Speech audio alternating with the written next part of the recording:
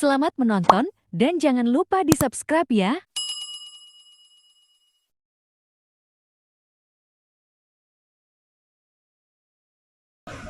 Bapak Ibu yang terkasih, saya diminta untuk berbicara tentang sukacita dan tantangan hidup berkeluarga Kristiani di zaman modern now. Saya tertarik dengan tema ini karena tema ini tidak hanya berbicara tentang tantangan. Kita berbicara tentang sukacita dahulu, bahwa hidup perkawinan itu ada sukacitanya, bukan hanya penderitaan. Walaupun memang saya pernah reuni dengan teman-teman SMP. Waktu reuni dengan teman-teman SMP, saya lihat teman-teman yang laki-laki tua semuanya. Padahal kita sama-sama usianya 50. Lalu yang lain ngomong, mereka manggil saya tidak ada pakai pastor, sama kok resepnya sampai lu kelihatan muda banget. Jangan kawin bro.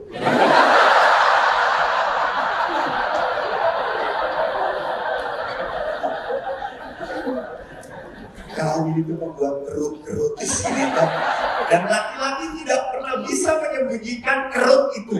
Kalau perempuan, wah pinter, ditarik lah, bisa cerita lah wajahnya.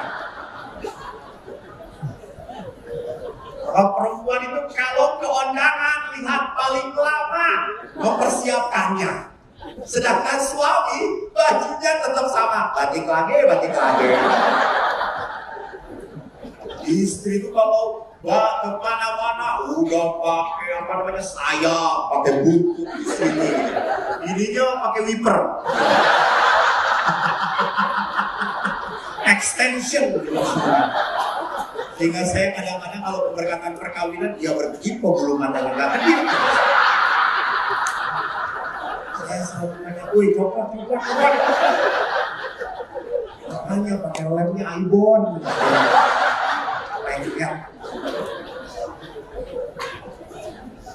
Jadi Bapak Ibu, perkawinan itu adalah sebuah berkat rahmat. Mari kita lihat Bapak Fransiskus pun dalam surat Gembala Amoris Laetitia mengatakan sukacita hidup berkeluarga. Keluarga bukanlah sebuah masalah. Keluarga pertama dan terutama adalah sebuah kesempatan. Hidup itu adalah kesempatan, betul. Apakah Anda bahagia atau tidak tergantung siapa? Kita. Bapak Ibu, saya mau ngomong apa tadi? Kesempatan. Saya itu kan memberi retret berpuluh-puluh tahun. Anda tadi dengar dari CV-nya, saya hampir 25 tahun memberi retret anak SD sampai orang tua. Saya bahagia memberi retret. Itu talenta saya. Apalagi kalau memberi retret SD, menarik taat dengan pasturnya. Karena SD itu malah, diam lu. Kalau SMP, diam lu. Tapi kalau orang tua begini aneh lagi. Saya berkata diam, tapi langsung turun. 10 menit. Tapi jujur para pastor, tolong jangan pernah tersinggung kalau ada umat tidur di gereja. Bersyukurlah. Mereka sulit tidur di rumah Bapak. Betul atau tidak? Karena saya suka katakan Tuhan, semoga gak bangun dalam rumah. Saya di rumah retret pernah didatangi oleh seorang anak kecil. Dia kagum lihat saya pakai jubah saya tidak sama dengan Ogi. Saya ada hitamnya lagi, kebetulan tidak saya bawa karena panas. Saya dengan balik papan. Kalau dibaliknya aja udah panas, ya balik papannya kata saya. Lalu saya pakai jubah lengkap, anak itu kagum ya saya. Oh, ini Romo ya? Ya. Romo itu pemimpin gereja Katolik ya? bukan pemimpin, saya cuma melayani umat. Hebat. Terus saking kagumnya dia tanya, Romo itu katanya nggak kawin ya? Terus saya jawab, ya betul, saya nggak kawin. Ih, homo ya?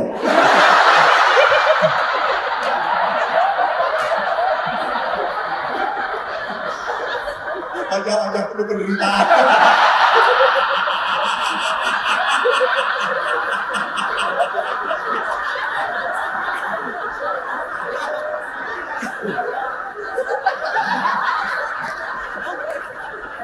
Lalu saya ngomong pada anak itu, enggak, saya normal. Pasti normal, bisa jago lagi? Bisa, ada banyak. Jadi banyak yang jatuh cinta pada Pastor, antri. Lalu anak itu saking tahunya, terus bagaimana? Pastor tolak. Wih, kenapa ditolak? Saya lebih baik melayani Tuhan. Anak itu seperti ibu.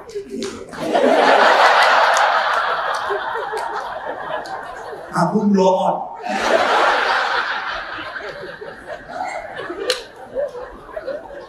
Lalu dia saking kagumnya, dia berkata, Pastor, kalau Pastor melayani Tuhan selama seumur hidup Pastor, pasti Pastor nanti masuk surga. Saya berkata, belum tentu. Oh, kenapa? Kan yang mengatur masuk surga bukan Pastor, Tuhan. Lalu anak itu langsung berkata, kalau begitu kasihan ya Pastor. Maksud doang.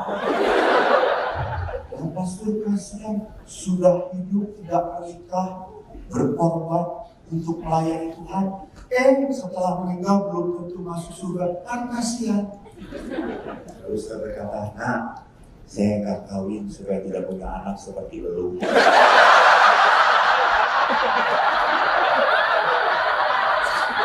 Lalu dia tanya, ini saya kenapa? Nyebelin.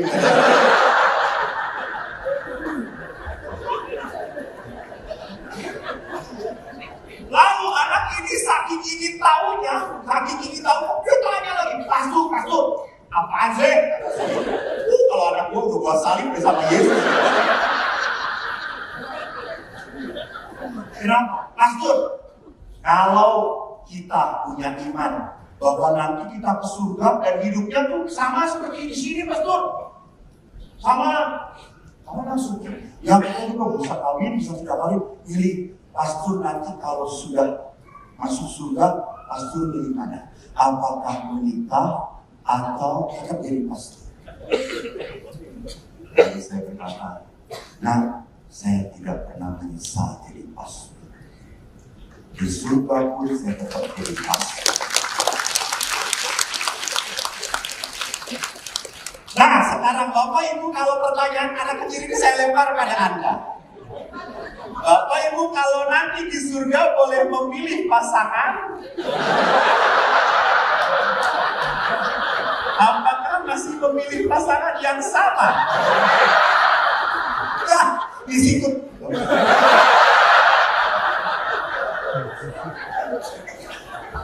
Karena beberapa dia mengatakan, coba cari yang lain lah. Icip-icip yang lebih baik. Jadi apa yang saya mau katakan, seringkali kalau pertanyaan itu dibalikkan pada Anda, apakah Anda sanggup hidup bersama-sama kembali? Jadi kalau Anda sampai bertanya, iya ya, saya akan memilih dia lagi atau tidak? Pertanyaannya, apakah Anda suka cita atau tidak dalam hidup perkawinan? Dan itu sebuah pilihan. Maka saya tadi mengatakan, saya tidak pernah menyesal sampai sekarang menjadi imam. Saya bahagia. Nah, kalau begitu, mari kita lihat sukacita itu dalam kerangka rencana Tuhan. Sudah ditulis dalam kitab suci Kejadian. Ini walaupun seminar Katolik sudah tahu berwarna gerejani, tapi tidak seorang pun saya lihat membawa kitab suci. Termasuk pastor dan susternya. Ya sudah, Tuhan tidak apa-apa karena tidak ada teladan dari pastor. Jadi bertobat Mas.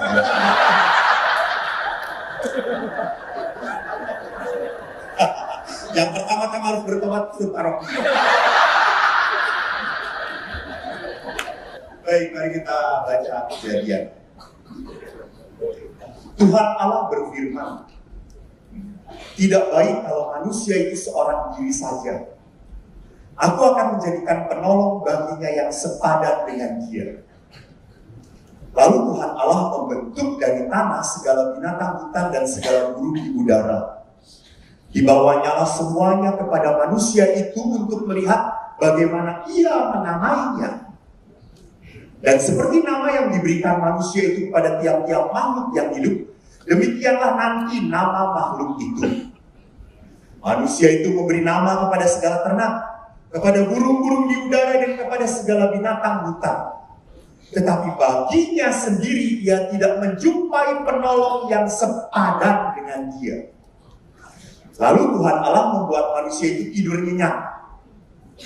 Ketika ia tidur, Tuhan Allah mengambil salah satu rusuk daripada, lalu menutup tempat itu dengan daging.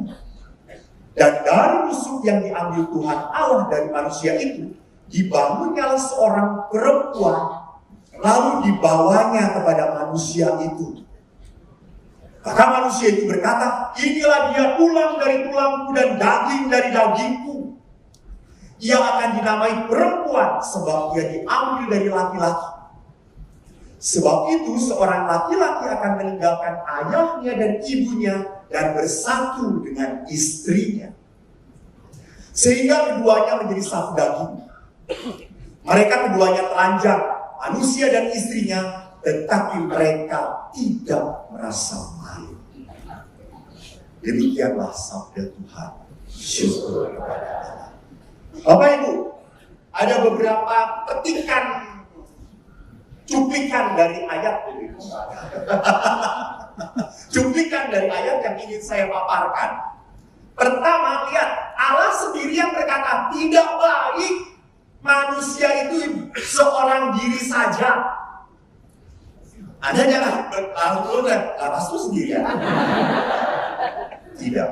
Ingat, para pastor selalu hidup dalam komunitas. Saya baru kemarin saya tiba sampai hari ini menikmati tinggal di paroki Santo Petrus. Dohor.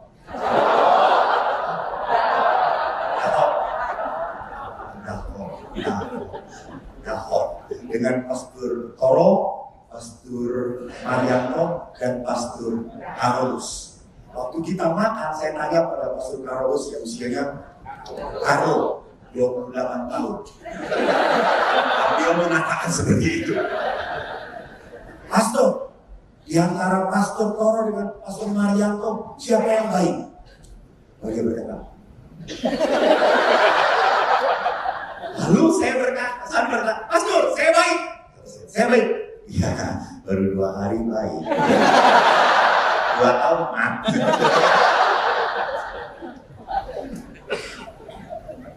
Jadi perhatikan di sini bahwa para imam pun hidup dalam komunitas, dalam kebersamaan. Dari Bapak Ibu perhatikan bahwa setiap imam hidup dalam komunitas dan harus membangun, tidak baik sendirian. Karena kalau imam sendirian akan mengganggu keluarga orang lain. Karena apa? Karena manusia itu butuh komunitas. Maka Bapak Ibu jangan, maaf, Pastor Kalimantan tidak ada yang seperti itu. Ini saya cerita pada Pastor di planet. Jadi ada komunitas pastornya ini senang sekali kunjungan umat. Tapi pertanyaannya, apakah dia memang senang berpastoral atau senang melarikan diri dengan teman serumahnya? Karena merasa tidak cocok, lalu lari. Lebih senang kunjungan. Sama, apakah umat pun rajin di gereja karena di rumah tidak nyaman? Halo. Itu bukan pelayanan, itu pelarian. Jelas Bapak Ibu?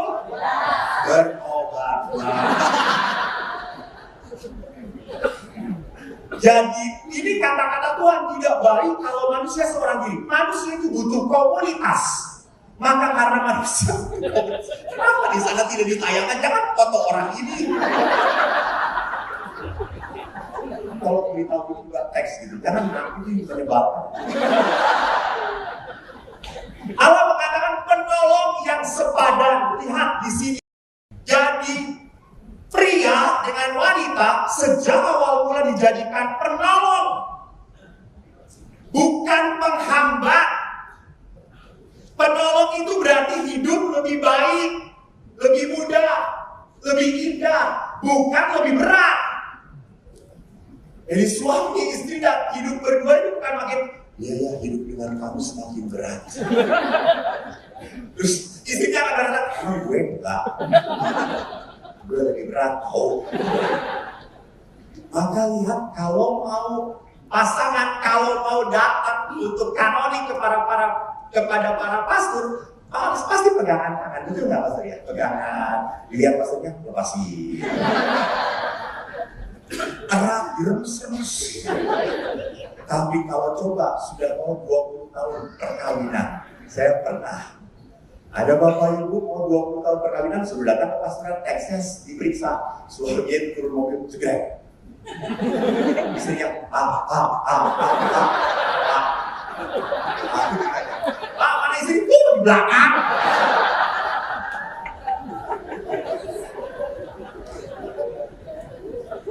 Lah duduk, kalau yang mau kawin, teks perkawinannya mana? Aduh di mobil, lalu perempuannya saya ambil, lalu jangan, saya ngerti.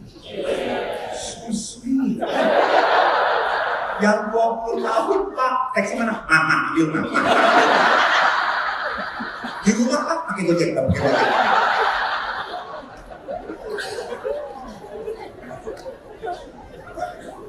Jadi ini bukan penolong, ini pembantu namanya.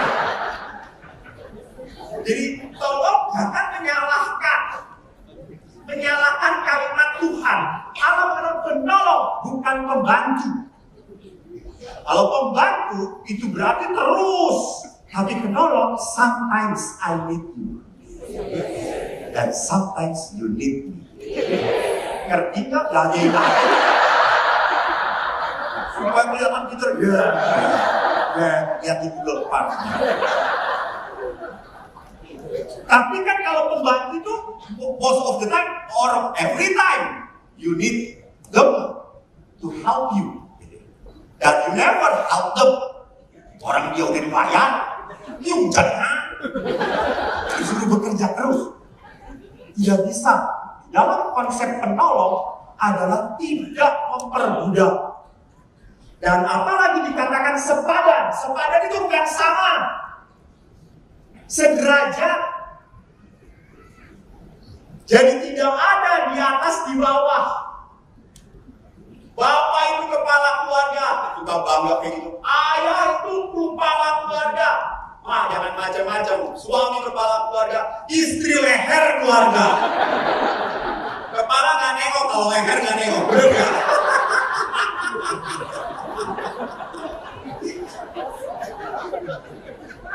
Jadi saya tuh tidak pernah kagum dengan laki-laki yang ditato. Tangan ditato. Sama istri, diam dulu.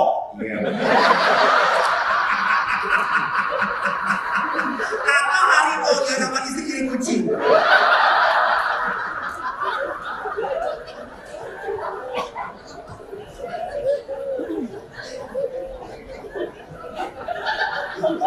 Sudah jangan dibahas tatonya.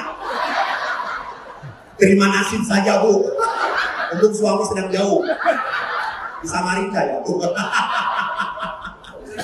Jadi perhatikan di sini Tuhan mengatakan sepadan, tidak sama. Laki dan perempuan beda banget, beda karakternya. Lihat bapak-bapak, wanita itu hal-hal kecil sangat diperhitungkan. Ya toh, kalau misalnya anak sekolah di Jakarta, di mana? Kita sekolahnya atau tidak? Kita nengoknya berat atau tidak? Dihitung. Kalau suaminya, udah sekolah, nggak mau repot. Jadi itu suami terima beres. Padahal nggak pernah beres-beres. Bapak sudah menikah? Wih, berkekar sekali. Sering mengangkat suami atau bagi? Istri atau bagi? Ini gara-gara sering mengangkat penderitaan istri. Sudah berapa tahun? 7 tahun. Bulan berapa menikah? Wih, masih apa 7 tahun. Bapak 7 tahun menikah dengan istri. Di dalam perjalanan 7 tahun, itu 10 tahun pertama, biasanya perkawinan punya naik turunnya. Jadi kalau 7 tahun perkawinan, Bapak tahu tidak? Nomor dalaman istri. Jangan beritahu nomornya, tahu atau tidak. Ya, laki-laki. Laki-laki tidak pernah tahu berapa istrinya. Karena laki-laki sangat body language, gini-gini. Dulu segini, sekarang segini.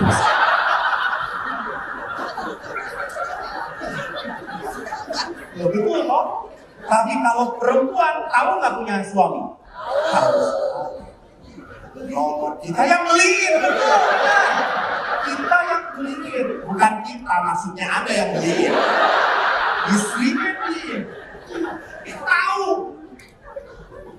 Saya tahun berapa? 2017 saya ulang tahun. Tiba-tiba ada yang cium-cium. Datang. Pastor, apa cip? Hadiah, pastor. Lalu itu tuh di depan para pastor dan suster yang lain. Oh, terima kasih Cina. Kalau kita nyanyi pastor, kita nyanyi sebelum cium lilin. Lalu pada saat itu, ayo pastor dibuka hadiahnya, dibuka pastor, buka. Anjir, ini bunga tuh. Kan kita bahasa Sunda. Lalu saya pun ngomong, karena saya menghargai orang sudah senior.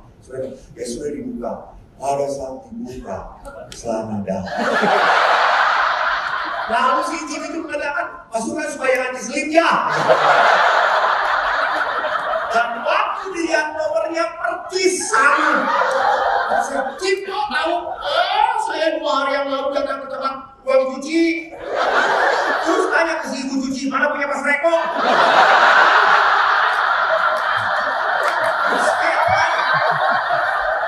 Kok apa? Kata saya, kok saya potret?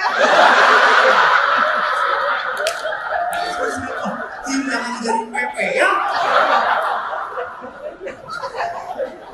Jadi apa yang saya mau katakan bapak-bapak, wanita itu tangguh sekali.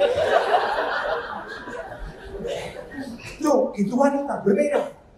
Kalau pria ini kalau udah nggak bisa, ya udah selesai. Tapi kalau wanita, dia tidak akan pernah mengatakan tidak sebelum diusahakan terus.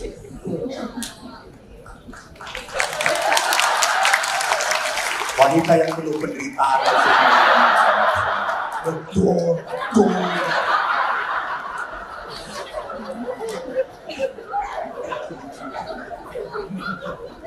Ya gitu.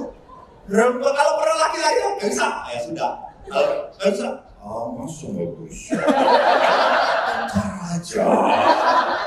Lihat saja daya nawar perempuan. Saya belajar dari ibu saya. Berapa Pak? 200, 500 nih, 500, 200. Ya udah 400, 200. Setelah jauh balik lagi. Dikasih nggak? Akhirnya si Mak itu ngasih bukan karena dapat untung, tapi karena menderita. Itu wanita. Jadi perhatikan di sini, pria dan wanita tidak sama tetapi saling melengkapi. Bapak, dalam perkawinan pada saat Anda drop jatuh, siapa yang mengangkat Anda kalau bukan istri Anda?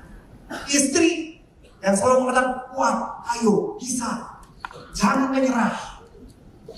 Di sana.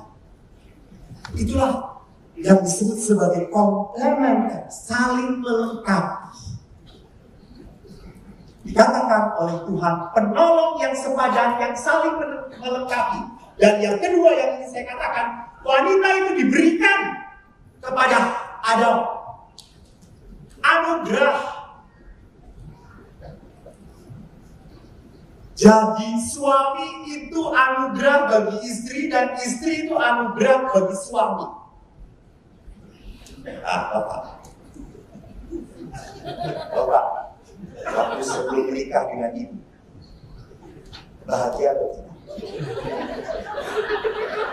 Ini bukan jebakan Batman, jujur aja udah lah, jawab. Bahagia. Lalu kenapa nikah dengan ibu? Wow, tepuk tangan supaya lebih bahagia. Supaya lebih bahagia, ini harapan, kenyataan.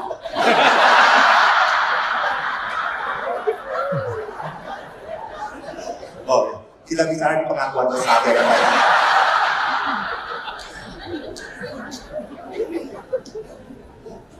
Jadi, perhatikan bahwa wanita itu anugerah bagi pria. Pak, sekali lagi. Jujur. Di hadapan Mas Dur. Ibu semangat sekali. Karenanya ibu dari tadi Bapak terus. Yo. Apakah Bapak adalah pria satu-satunya dari dulu ada di hati ibu? Sebelumnya belum pernah jatuh cinta pada siapapun? Sebelumnya ada.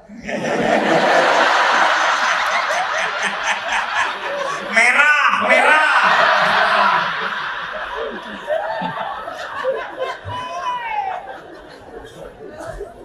Itu bahwa mungkin pasangan Anda bukan cinta pertama Anda, betul atau tidak? Tetapi kenapa mau menikah dengan sebuah rokok ini? Kenapa?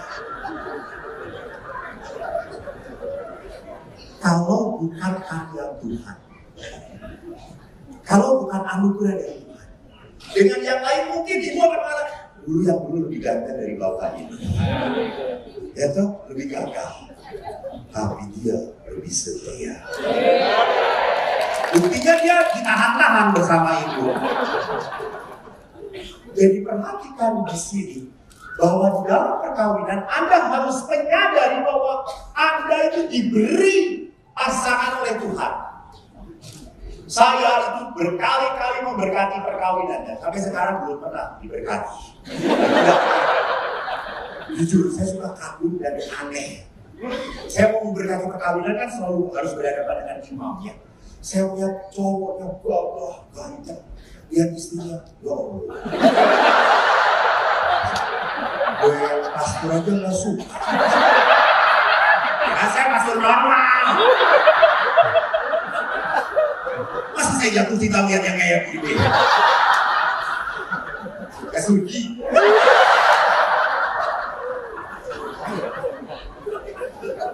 Lalu pas calon lamaran tadi, saya tanya, Pak, Mas betul mau nikah dengan Bapak? Betul, Mas tuh. Apa sih cantiknya?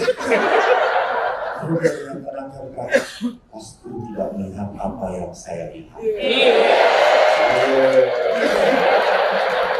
Kalau gue lihat yang lu lihat beda dikit. Betul apa tidak? Anda melihat sesuatu keindahan dalam diri pasangan Anda. Betul atau tidak? Coba tatap sekarang pasangan Anda. Dan tidak punya pasangan, tatap Tuhan Allah. Dan tidak mau pasangan, tatap Tuhan Allah. Dan Tuhan Allah berkata, lalu. Jadi lihat di sana, Allah itu tahu dengan yang ini kamu akan bahagia. Tidak cocok. Saya tidak mengatakan cocok. Karena waktu pacaran cocok, betul. Cocok, dia suka ini, suka itu, cocok. Setelah menikah, yuk kita pacaran. Lah, lu waktu pacaran suka? Ya karena ini kamu aja barang-barang kamu. Jadi waktu pacaran itu semua dicocok-cocokin. Tapi setelah menikah, semuanya akan keluar aslinya. Jadi pernikahan itu adalah welcome to the world. Oh, welcome to the jungle. tanggal gitu ya. Ya ngomong itu lagi. Kalau honornya dikurangi. Jadi perhatikan di sana bahwa wanita itu adalah anugerah diberikan oleh Tuhan. Dari dulu saya suka kagum dengan orang-orang yang tidak menikah. Tetapi setelah saya konseling, khusus konseling di Filipina, saya sangat kagum dengan orang yang menikah. Hebat. Suka kagum. Kok tahan ya?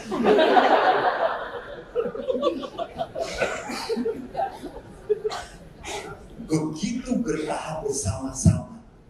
Sampai berapa bulan yang lalu saya misa di tebing tinggi. Lalu ada opung doli dengan opung boru, bahasa Batak opung doli adalah opung laki-laki yang perempuan. Lalu jalan berdua. Terus saya kaget, opung sudah 70 lebih. Masih berpegangan tangan sayangnya. Bukan, takut jatuh. Jadi dia manfaatkan istrinya untuk menjaga dia. Ada saat kalau nyebrang si istrinya, ayo terus tuh.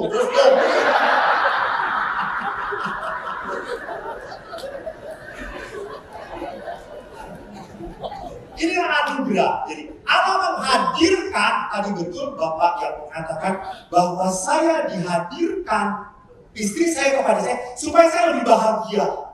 Benar itu, lebih bahagia. Tapi sekali lagi menjadi lebih bahagia atau tidak itu sebuah karya kita, karya Anda bersama Allah.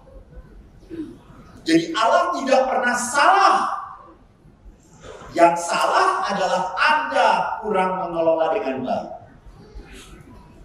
Saya mencintai tanaman. Lalu semenjak di tebing tinggi saya mencoba untuk merawat. Saya biasanya hanya melihat. Lalu saya melihat tukangnya mawar, bagus banget, bunganya segede-gede gini. Saya beli, nopek, go. 250. Lalu saya beli. Saya tanam. Beberapa bulan kemudian keluar bunganya kecil-kecil.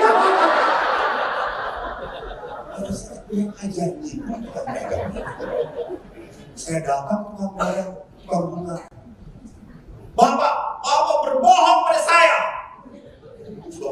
Apa bohongnya? Kalau dengan orang sana terus kencang-kencang.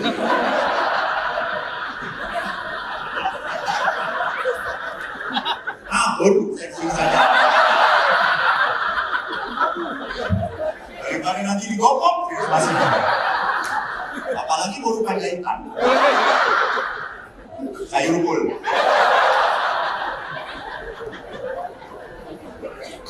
Lalu Bapak ini berkata, kenapa saya berbohong? Saya tidak berbohong. Mawar yang saya beli di sini bunganya besar-besar. Saya tanam beberapa bulan, kecil-kecil bunganya. Bapak tidak kasih pupuk, saya kasih siram bagus. Lalu sudah opung itu berkata, Bapak kurang komunikasi. Langsung saya berdiam.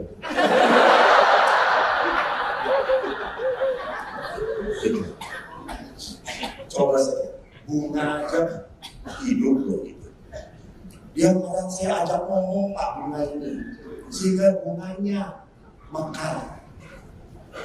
Jadi pandanglah kalau istri Anda makin jelek, itu adalah karena Anda suami.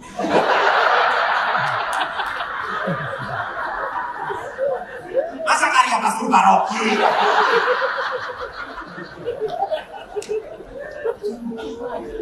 Anda hanya memberikan ongkos, tetapi kurang memberikan kasih. Padahal wanita butuh kasihan gitu.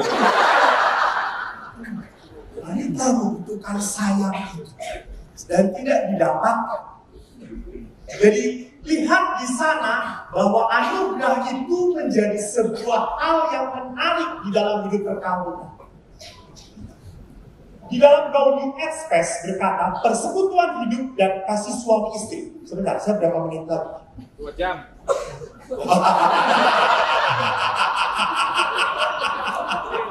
Biasanya wanita yang tidak biasanya wanita yang seringkali membuat menderita ini laki-laki.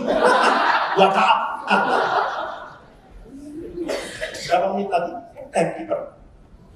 Oh, 15 menit lagi. Persekutuan hidup dan kasih suami istri yang mesra yang diadakan oleh Sang Pencipta dikukuhkan dengan hukum-hukumnya, dibangun oleh janji pernikahan atau persetujuan pribadi yang tak dapat ditarik kembali. Kenapa? Karena persekutuan suami istri mendapat peneguhan berdasarkan ketetapan ilahi. Apa artinya? Setiap perkawinan orang Katolik tidak hanya diatur oleh hukum sipil, tetapi juga oleh hukum ilahi. Itulah sebabnya perkawinan Katolik sifatnya unitas, satu pria satu wanita, dan indissolubilitas, tidak bisa dipisahkan. Kenapa? Karena Tuhan yang mau. Maka pada saat Anda melawan Tuhan, lepas, ingat, jangan pernah berpikir kalau Anda lepas dari pasangan Anda dan ketemu dengan pasangan lain akan lebih bahagia. No, I see that. Aku kan pernah mengalami, pernah mendengarkan kesaksian penderitaan. Jadi memang karena Allah tahu ini untuk membahagiakan kau, saya jadikan dia penolong bagi. Maka lihat di dalam hukum kanonik, kitab hukum kanonik, tujuan perkawinan ada 3. Sorry, saya agak flash cepat ya. Bapak Ibu yang butuh bahan, saya sediakan oleh panitia. Tujuan perkawinan adalah apa? Pertama, kesejahteraan suami istri. Perjanjian perkawinan dengan mana pria dan wanita membentuk seluruh kebersamaan hidup dari kodrat yang terarah pada kesejahteraan suami istri, pada kelahiran dan pendidikan anak. Jadi yang nomor 1 itu kelahiran atau kesejahteraan? Kesejahteraan. Hanya seringnya orang membalik. Orang kalau tidak punya anak langsung berpikir ngapain kita bertahan kawin ya. Tidak ada artinya kan kita tidak punya anak. Tolong lihat tujuan perkawinan pertama, demi kesejahteraan. Toh kalau Anda sudah menikah pun anak besar, anak akan meninggalkan Anda. Betul atau tidak? Betul. Dan Anda berdua lagi. Dan pertanyaannya, apakah anak Anda kalau sudah menikah masih ingat orang tuanya? Jarang. Apalagi kalau anak Anda laki-laki. Karena pada saat menelpon ibunya, istrinya akan berkata, telepon siapa? Mama, kenapa telepon? Ya. Jadi memang anak itu adalah anugerah dari Tuhan. Kita tidak bisa memaksa supaya Tuhan memberi. Anugerah dari Allah. Jadi ini pemberian. Tidak otomatis kalau saya menikah, saya pasti punya anak. Tidak ada anak itu sebagai otomatisasi dalam hidup perkawinan. Otomatis dalam hidup perkawinan adalah apa? Menyejahterakan. Bukan mendapat anak. Jadi anak ada ataupun tidak, perkawinan tidak pernah bisa diputuskan. Berikutnya, lihat janji perkawinan. Anda masih ingat janji perkawinan Anda? Pasti tidak ingat. Saya ingat. Karena berkali-kali mendengarkan. Janji perkawinan yang sekarang beda dengan yang dahulu, yang sekarang dalam ritus terbaru menarik sekali. Dikatakan, saya Konstantius Ekowa memilih engkau Jumiter.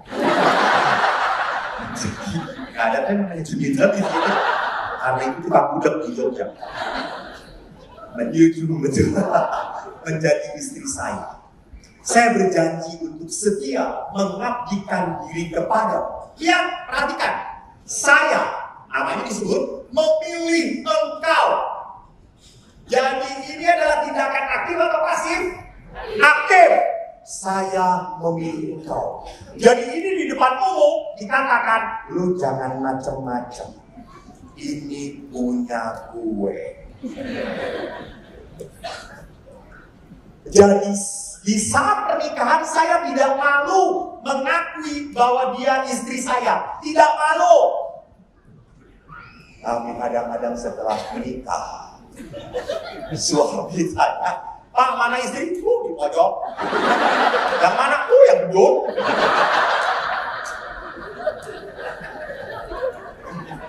Waktu perkawinan tidak malu, tetapi setelah menikah sepertinya mempermalukan. Jadi lihat di dalam janji perkawinan, saya sadar memilih dia di depan umum, ini punya saya. Lalu dikatakan, saya berjanji untuk setia mengabdikan diri. Perhatikan, mengabdikan diri. Bukan menjadikan dia abdi, bukan. Tapi mengabdikan diri. Saya akan menjadi penolong dia. Saya akan nolongin kamu. Maka pertanyaannya, kalau suami pulang kerja, Ma, kopi. Ma, makan. Ma, air panas. Padahal istrinya sedang beres-beres. Jadi besok lagi, Bu, kalau suami, Ma, air panas. Air panas. Kopi taburin.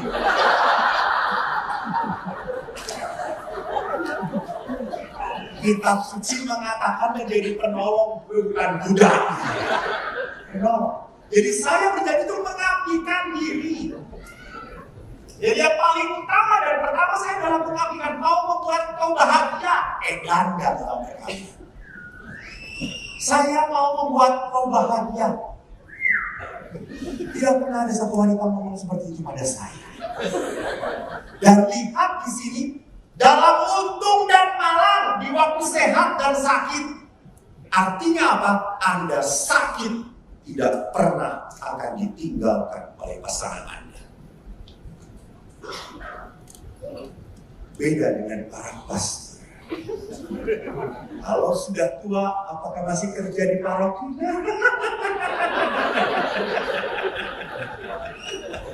Amin untuk pastor-pastor yang muda, yang bisa khotbah, bisa pelayanan ke sana sini. Yang tua, saya dibantu kenal dengan umat di Bandung itu baik-baik. Selalu mengundang saya makan. Pastor makan. Saya suka enak hati. Jadi, pastor makan. Pastor, yuk. Masa menyakiti hati umat dan tidak boleh. Dan umat itu tahu makanan hobi saya adalah sate kambing.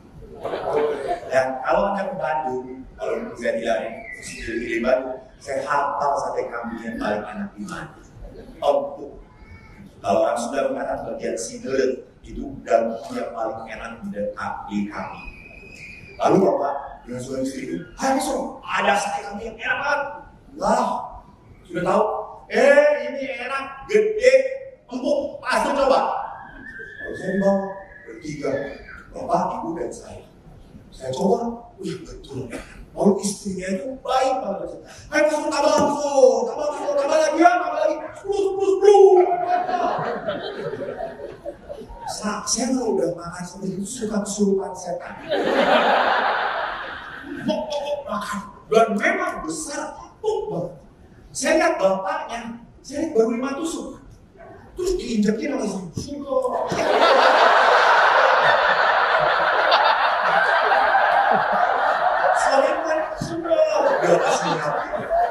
Terus, mama, tolong nasi, pesen apa nasi? Nasi, dia bilang, nasi, makan nasi. Istri suaminya mau kayak gini. Sudah.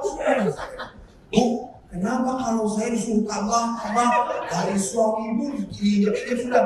Pastor, nanti kalau dia stroke siapa yang ngurus? Saya yang repot.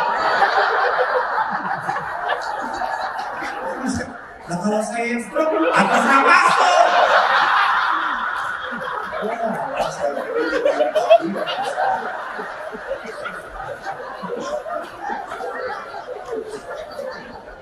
Lalu akhirnya saya berhenti setelah 25 tusuk.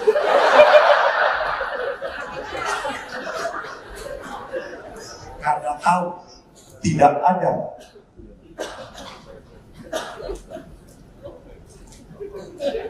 ibu pakai surat cinta segala banyak banget nanya. Tidak ada yang akan setia pada saya dalam marah. Dalam utuh banyak. Saya berkata, di WC tadi ada bapak-bapak. Ini anugerah Tuhan ketemu masuk di WC. Ya Allah.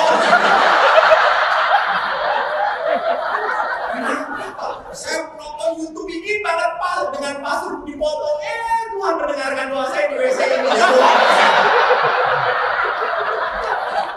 Di WC aja bawa Tuhan. Orang Kalimantan terlalu suci.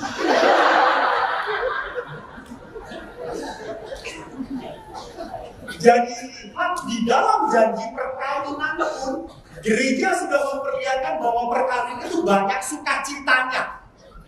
Dilindungi, betul. Bahwa di dalam perkawinan orang harus tahu engkau mendapatkan anugerah terindah dari Allah. Maka perkawinan itu mempunyai akibat. Apa akibat pertama? Ini saya ambil dari kitab kanonik.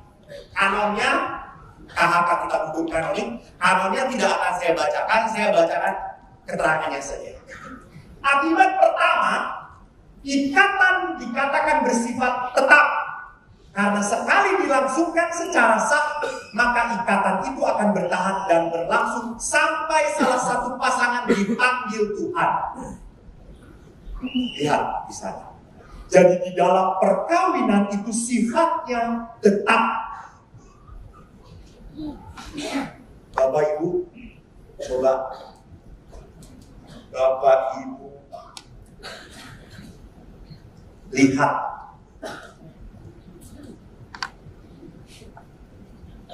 Kalau pasangan menikah, sadar atau tidak? Ini saya sudah melihat putih rambutnya. Baru berapa tahun perkawinan Pak? 30, Bapak 35, Ibu 34.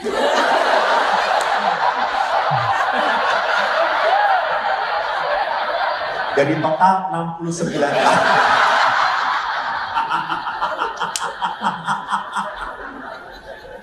Pak, setelah 69 tahun menikah, usia baru 50 ya. Sejak jadi sudah dikawinkan. Setelah 34 atau 35 tahun perkawinan, sadar atau tidak? Di dalam perkawinan, wajah Bapak Ibu makin lama makin sama, mirip. Coba pandang. Oh iya, pandang dulu kok iya langsung. Memandang aja belum? Ya. Ini kalau 69 tahun perkawinan. Betul. Bahwa makin mirip, betul atau tidak? Iya Pak. Bapak curiga. Karena istrinya makin mirip pastor paroki.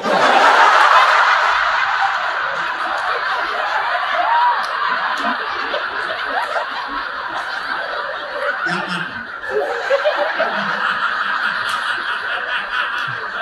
Yang senior. Ya apa-apa. Dia yang berbuat, dia tidak mau bertanggung jawab.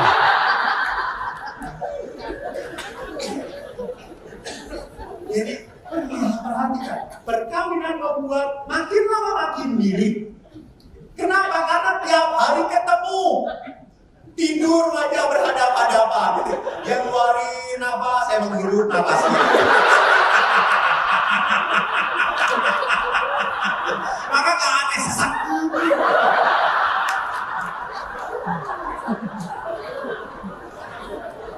Karena dia menghirup apa yang dia keluarkan gitu Pak. semuanya jadi tetap. Dan lihat di dalam perkawinan pun suami istri sudah tidak perlu banyak ngomong-ngomong, sudah ngerti. Suaminya senang apa, istrinya senang apa, sudah langsung pas. Ngerti? Kalau suaminya sedang kayak gini, itu. Kalau suaminya, pening. Itu kode. Tapi kan beberapa istri kadang-kadang juga itu udah pegel. Langsung sharing pegel. Jadi kadang-kadang istri juga kurang ajar ya. Benar. Ada beberapa istri yang ngomong, pastor, kita sudah 5 tahun pernikahan, sudah punya 2 anak, berarti cukup lah, nggak perlu gitu-gitu lagi. Nah suami masih membutuhkan, udah suruh jadi pastor aja. Karena saya, maaf, jadi pastor tidak terima barang second, Pak. Enak aja bekas itu suruh jadi pastor. Itu yang enak, kita yang menderita.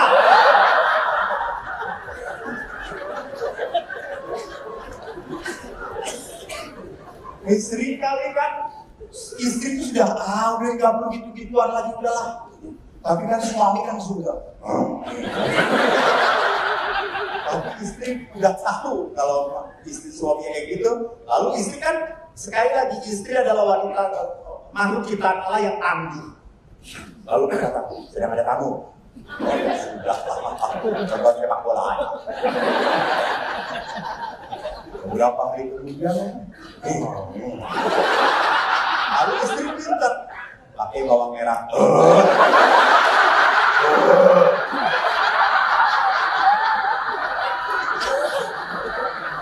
Bapak datang bawa bawang merah langsung, nafsu berkurang. Sudah main gaplek aja.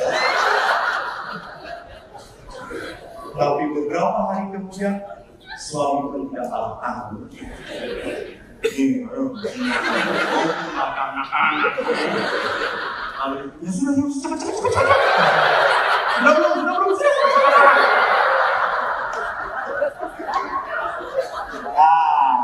Pertanyaan ibu, kok tahu? Nah, saya pasang CCTV buat Jadi lihat di sana bahwa suami istri tidak pernah bisa lagi menutup-nutupi. Enggak. Setelah hidup bersama tadi, mereka telanjang tetapi mereka tidak merasa malu. Itu di depan siapa istri ada telanjang? Kok ketawa gitu. Ada ini aneh ya semua. Di depan siapa Anda tidak malu telanjang kalau bukan di depan suami Anda? Betul atau tidak?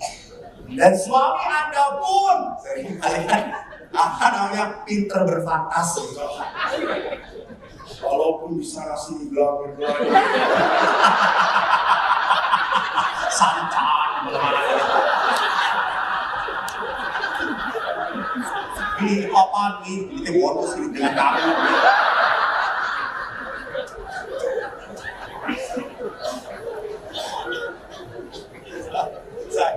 Saya kemarin tanya kepada pasangan suami istri waktu anak komuni pertama. Lalu saya tanya, anak, kalau kamu di rumah, siapa yang pernah melihat? Saya tanya pada anak, siapa yang pernah melihat orang tuanya berkelahi? Berantem, marah-marah, saya mau. Saya sering tiap hari. Oke, lalu saya tanya lagi, siapa yang pernah melihat ayah ibunya berpelukan, berciuman? Bapak ibu, Anda tidak pernah melihat bapak ibu berciuman dan Anda bisa menghasilkan 5 anak.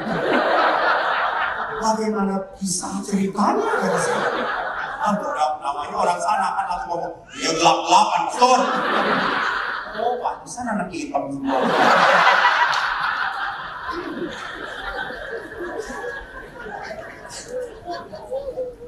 Bapak Ibu yang terkasih, lihat di sana bahwa akibat dari perkawinan adalah saya tahu sekali dia tahu saya.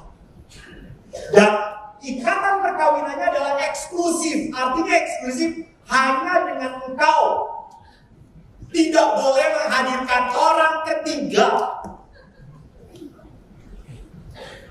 Dan tidak pernah boleh sumber kebahagiaan adalah hobi Anda. Saya tahu Bapak sedang tidak ada.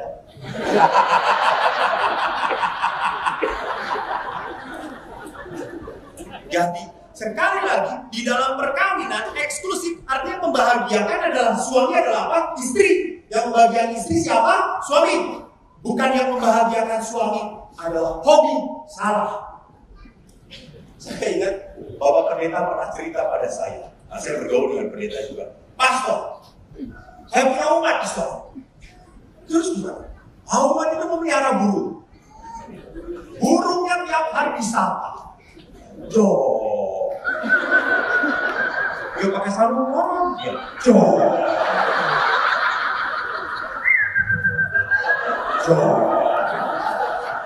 Sampai istrinya tuh jengkel. Suami itu sudah belum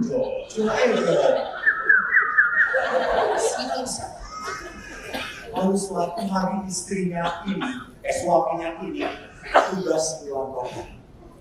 Lalu suami berkata, "Mak, tolong ya urus burung." Lalu istrinya berkata, "Baik, saya akan urus."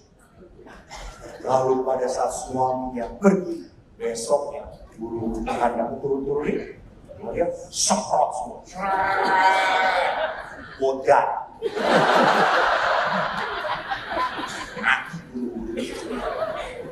Lalu setelah bersih, dia taruh di kandang.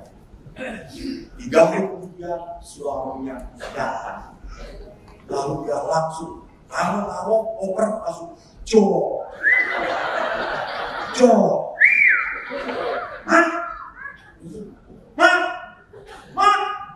Dia lihat 10 burungnya mati. Ini gimana semua yang saya suruh pelihara mati semuanya? Gimana kamu ini? Terus istrinya dikatakan, "Pak, waktu menikah saya berjanji pada Tuhan hanya untuk mengurus 1 burung. Supaya 1 burung ini tidak mati, yang 10 saya beri. Tolong jangan disiarkan. Burungnya saya kasih."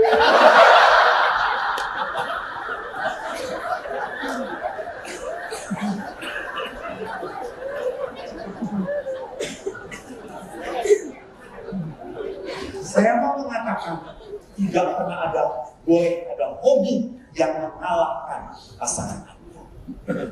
Karena pasangan memang kita butuh hobi, betul. Saya hobi naik motor, ya, adventure, ya.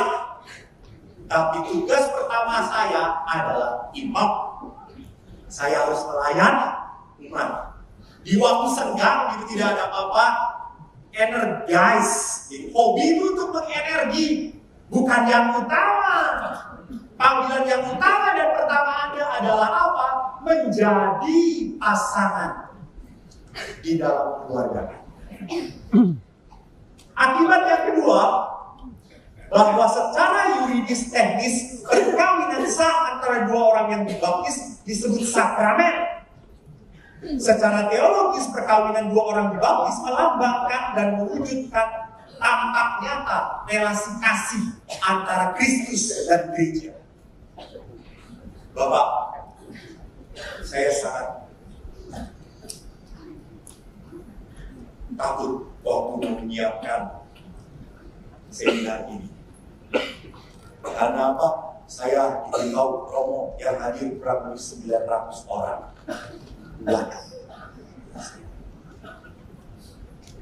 Lalu saking takutnya, tadi malam saya mimpi. Kan orang kalau takut jadi ke bawah-bawah, mimpi. Tuhan datang pada saya. Lalu Tuhan berkata, "Kok besok kamu mau memberikan seminar ya di Balikpapan?" "Ya betul Tuhan." Saya mau pesan kepada umat di Balikpapan. Mau dengar pesannya? Ini tidak beriman ya.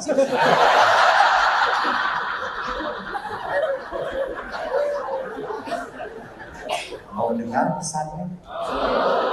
Apa ini tidak beriman? Mau dengar pesannya?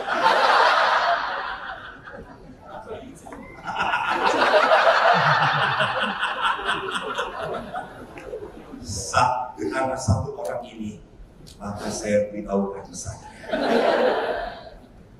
Lebih baik satu orang binasa adalah lebih baik. Tuhan berpesan, tolong sampaikan kepada umatku di Balikpapan. Tahun 2019, umat Balikpapan akan kuberkati. Tahun 2019 segala usaha umat akan kulimpahi dengan rahmat kasih. Semua permohonan umat Balikpapan 2019 akan mengabulkan. Asal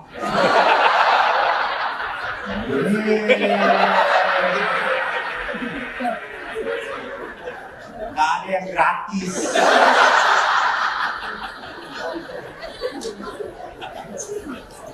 Tuhan juga berkata asal suami dan istri setia taat mencintai pasangan dan keluarganya.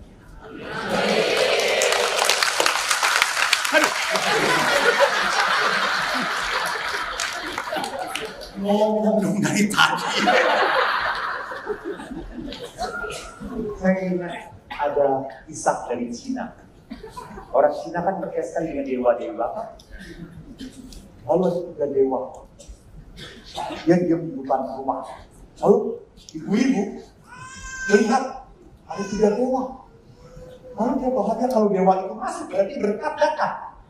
Lalu dia lihat, oh dewa siapa saja? Oh dia lihat, oh ini dewa kekayaan. Lalu yang kedua dewa kesehatan. Yang ketiga, dewa cinta. Komplit tak? Lalu dia berkata, ayo 3 dewa, masuk ke rumah saya. Lalu dewa itu berkata, maaf, kami tidak bisa 3-3-nya masuk. Kau harus pilih 1. Kekayaan, kesehatan, atau kasih. Waduh. Terus karena dewa ini melihat si ibu. Lalu dewa itu berkata, Lai. Diskusi lain. Wow. Lalu diskusi mereka.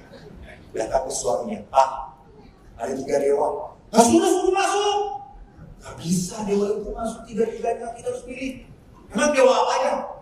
Kekayaan, kesehatan, dan kasih. Sudah, kekayaan. Suruh masuk, kita kaya. Terus istrinya, kalau kita kaya, tapi kita sakit, menderita, Pak. Kita punya jet, punya pesawat, duduk di kursi roda yang sulit.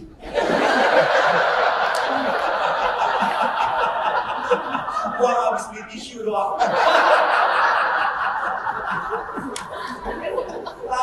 Istrinya berkata, suaminya berkata, oh iya juga ya. Ya sudah, kesehatan, masuk. Dewa kesehatan. Kalau kita sehat, sejahtera, tetapi tidak punya uang, atau itu juga ya Pak. Iya juga ya. Lalu akhirnya anaknya teriak di belakang, ya udah mah, kamu jadi dewa kasih, dewa cinta supaya di rumah kita ada cinta. Oh ya sudah lah, kita dengerin anak kita. Lalu si ibu itu keluar, dewa, kamu sudah memutuskan. Dewa cinta, dewa kasih, silakan masuk ke dalam. Dan saya dewa kasih, masuk. 2 dewa yang lain masuk juga ke dalam. Terus berkata, loh, kok 3-3-nya masuk? Kalau kamu hanya mengundang dewa harta, kamu tidak bisa masuk. Kalau kamu hanya mengundang dewa kesehatan, 2 yang lain tidak bisa masuk. Tapi kalau kamu meminta dewa cinta, semuanya masuk. Jadi Bapak Ibu, Anda tahu, kalau usaha Anda mulai mampet, mulai tidak ada apa-apa, sulit sekali, berarti hubungan suami istri sedang tidak baik. Kalau semua hubungan suami istri penuh dengan kekuatan, penuh dengan kasih persatuan, maka berkat akan mengalir dalam hidup keluarga.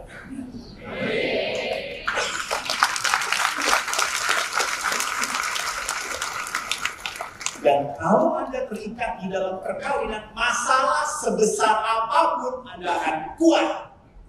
Tetapi kalau Anda pecah, tidak satu jalan, masalah sekecil apapun bisa merusak hubungan Anda.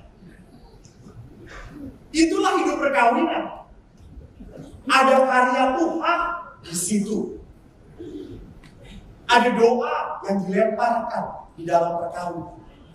Maka sekarang saya mau memperlihatkan tantangan yang lain. Tantangan. Berapa menit lagi? Bro? 10 menit. Tantangan dewasa ini. Saya tidak akan menjawab semuanya, saya hanya ingin melihat tergesa-gesa. Lihat, speed instant.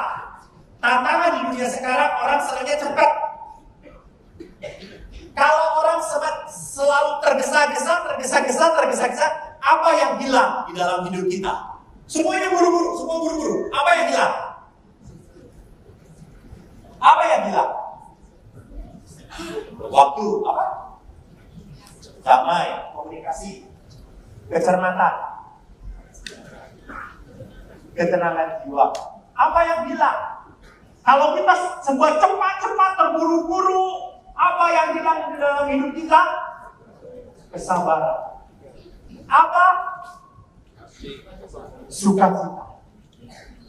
Bapak Ibu, ingat, kalau kita serba tergesa-gesa, yang hilang di dalam hidup kita adalah kenikmatan.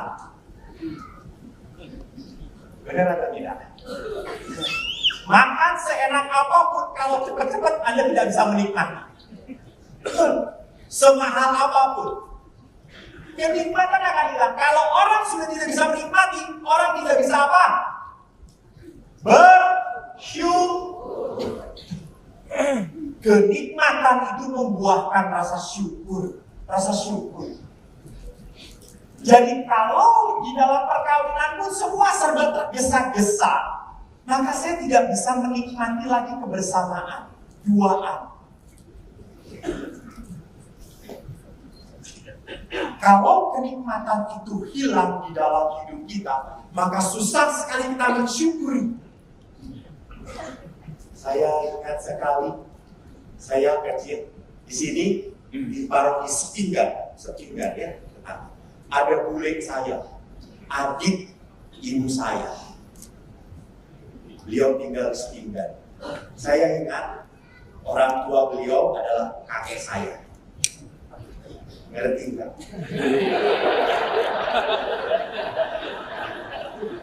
Saya ulang-ulang. Jadi di sini ada adik ibu saya. Orang tua beliau adalah kakek saya. Jadi ada hubungannya? Tumben kan? Kakek saya itu tinggal di Mutilan, dekat sekali dengan Gunung Merapi. Dulu zaman tidak ada listrik. Saya ingat, saya sekolah di Martoyudan. Kalau pas Martoyudan libur, saya pulang ke sana, ke desa kakek nenek. Kalau sore kakek nenek itu tinggal berdua. Tuh kakek hobinya adalah makan teh, minum teh dengan Jawa, gula Jawa. Giginya sudah tidak ada. Semua bergerak. Nenek hobinya inang. Ada badan? Bergerak gula. Jadi kalau udah malam itu saya pernah melihat datang, belum masuk, beliau berdua itu sedang menyalakan lampu sentir. Anda tahu sentir? Tahu? Kalau kentir?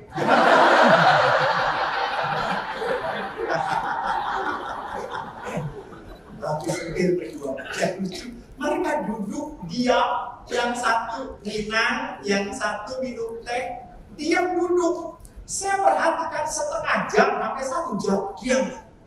Nggak ngomong.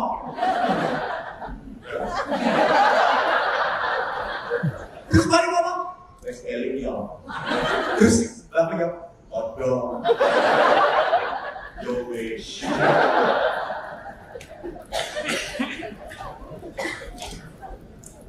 Kenikmatan berdua.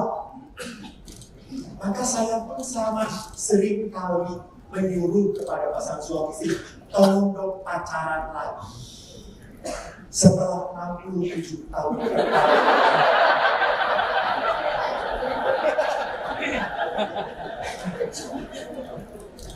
jalan lagi berdua. Pegangan, dipegang tangan. Anda akan rasakan bedanya. Dulu tangan istri Anda lentik. Sekarang semuanya jempol.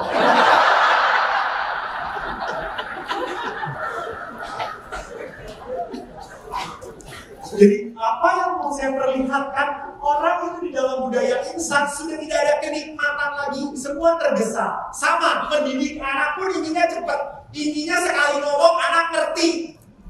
Enggak, anak itu terus diomongin sampai mamanya doer.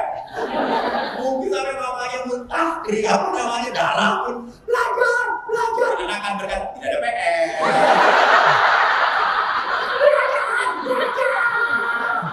Kadang besok. Besok ikut.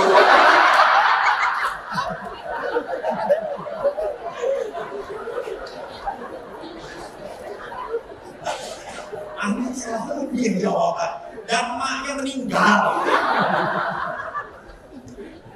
Jadi perhatikan di sini di dalam budaya insan memang anak itu harus ngomongin terus. Gak bisa, kita jangan berharap anak itu sekali jadi. No, enggak. Dan Bapak Ibu, nanti saya perlihatkan sedikit tentang di dalam pendidikan anak. Ada gap yang menarik, gap. Anak-anak sudah tidak bisa merasa lagi ngomong bisa nyambung dengan orang tuanya. Kalau saya tanya anak-anak saya, nah kalau kamu punya masalah, ngobrol dengan siapa? Teman. Kenapa gak dengan mama? Level.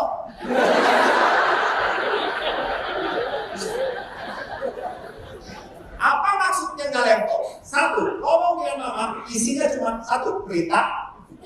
2, larangan. 3, sama aja. 3, mengungkit kesalahan masa lalu.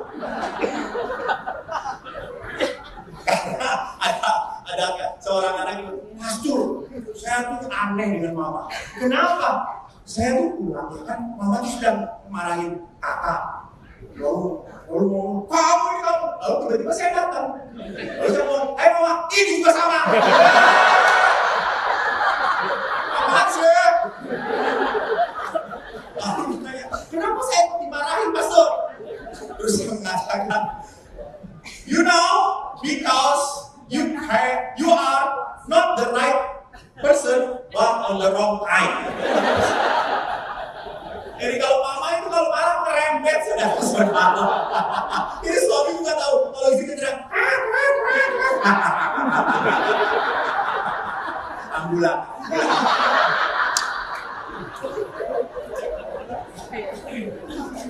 Ada gap, ada jarak karena anak merasa tidak nyaman dengan orang tua ngobrol. Jadi saya selalu mengatakan dalam pendidikan anak, Anda harus bisa berdialog dengan anak. Jangan ngajarin anak sudah tahu. Nah, jangan nonton porno. Bapaknya aja nonton.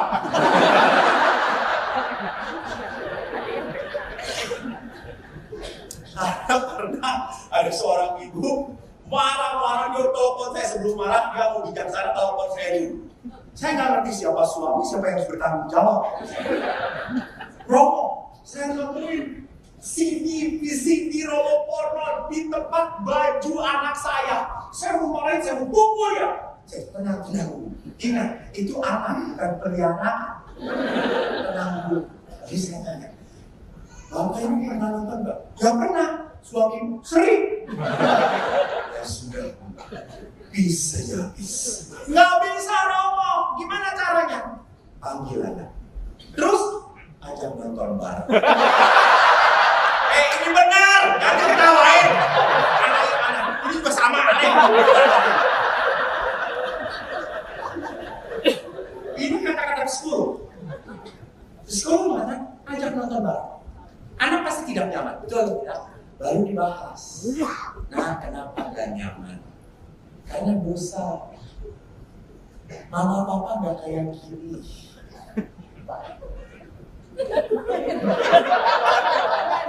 Lebih parah. Pembahasan saya hentikan.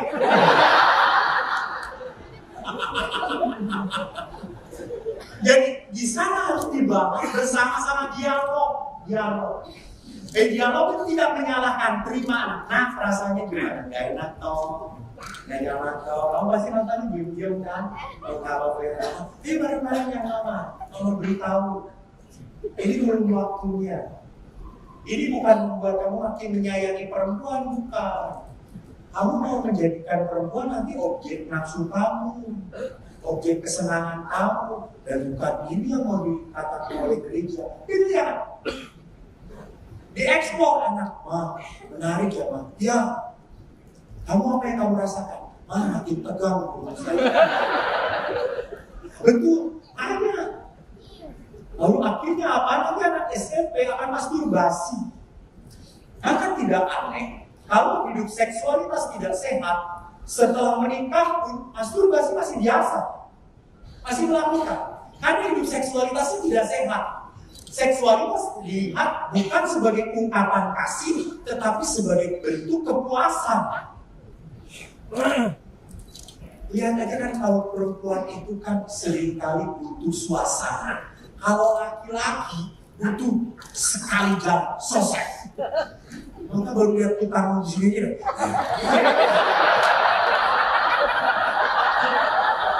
Istrinya apa sih ini begini?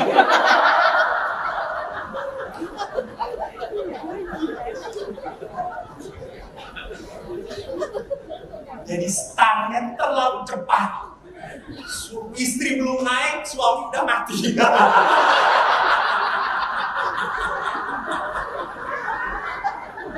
Susah ketawa. Pertanyaannya kok ngerti ya? Alhamdulillah. Sebab dia tidak tahu apa itu.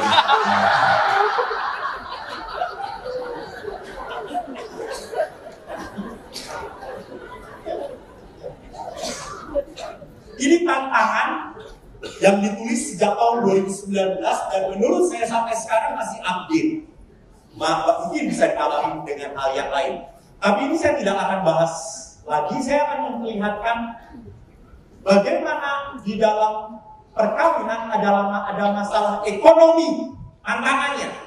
Kebutuhan hidup di zaman digital ini mendorong orang bekerja keras, mencari penghasilan yang mencukupi kebutuhan. Maka pasangan suami istri bekerja dengan alasan itu mereka rela berpisah dengan pasangannya untuk mencari nafkah kota lain. Atau dua-duanya bekerja. Akhirnya apa? Menyebabkan mereka mempunyai kesempatan bertemu sangat terbatas. Sudah ketemu jarang, pas ketemu semua asik dengan gawainya masing-masing.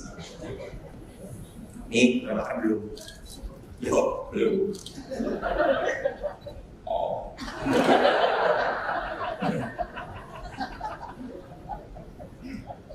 Jadi semua orang sudah kita jarang ketemu, tidak pernah bisa menikmati kebersamaan.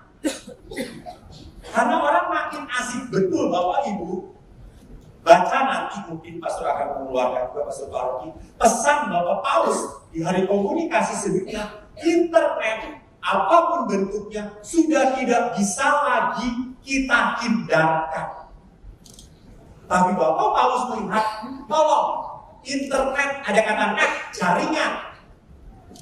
Bapak Paulus mengingatkan buatlah jaringan komunitas keluarga. Internet baik, kalau membuat orang semakin ke gereja, kita memberitahu jadwal. Ada jadwal pengakuan dosa. Semakin orang mau masuk pengakuan dosa, internet punya faedah yang bagus sekali. Tetapi kalau internet makin membuat orang sendirian, tidak butuh orang lain, maka di situ internet sudah menjadi budak kita. Kita sudah edik tergantung sekarang. Dan tidak bisa dilepaskan. Dan orang tua sekarang kan nggak mau lihat anaknya nangis. Dicabut nanti nangis pastor. Dan saya sudah tidak capek mendengar dan anak tuh pintar. Makin dicabut,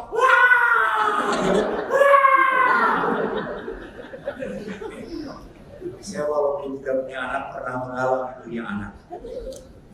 Keponakan saya kalau datang ke rumah ayah, keponakan saya itu lucu. Dia suka mengeras saya. Dia tahu karena saya tidak punya anak. Dia tahu saya punya uang saku. Pak, tidak apa. Saya mengeras. Tidak Pak De, sekarang saya sudah berubah. Itu, ya. Dia tahu kalau saya berangkat ke rumah, saya selalu ke Indomaret cari pulsa. Lalu saya mengatakan, Pak De mau Indomaret? Pak De, aku ikut. Ya. Nanti kamu minta diajarin es krim. Ya Pak De, sekarang aku udah berubah. Aku hanya ingin menemani Pak De supaya Pak De sendirian. Keren banget ini anak. Awas ya, janji Pak De, janji. Saya bawa di Indomaret. Pas di Indomaret, kalau saya mau beli pulsa kan tidak ada taksi. Lagi keponakan saya langsung ke meja es krim. Saya berusaha. Lalu barang saya, Pak De, es krimnya enak, kelihatan. Bukan saya diem. Dia merasa seperti, Pak De, aku sudah lama tidak makan es krim. Pak De, belikan aku es krim. Lalu si mbaknya itu, Pak itu anaknya ribut, kita es krim. Terus saya ngomong, itu bukan anak saya. Dia nangis, wah Pak De, aku tuh benar-benar terima kasih. Iya, Ren.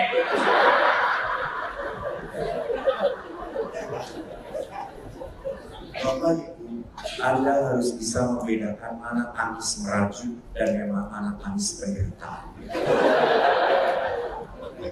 Anak itu memakai tangisan untuk membuat Anda tidak kuat. Banyak anak sekarang itu membuat orang tuh gampang, udah. Lihatnya kalau PR. Siapa yang sibuk kalau bukan ibunya? Anak susah. Kayak gini kok bisa gini. Oh susah ini kok susah. Terus kayak gini susah gitu sih mama aku sih. Terus orang yang makin pintar siapa? Guru lesnya. Karena mama-mama di sini tidak akan pernah ngajarin anaknya. Karena kalau ngajarin anaknya, ujungnya berantem. Jadi perhatikan di sana bahwa masalah ekonomi membuat kita bertemu dengan anak sudah jarang, tetapi kalau bertemu pun isinya bukan keindahan, bukan kenikmatan, tetapi apa? Marah. Nah, yang kedua, beberapa persoalan lain. Karakter pasangan yang berbeda setelah menikah. Nah, banyak sekali. Saya, ini masih boleh? Boleh, bayarannya tetap sama.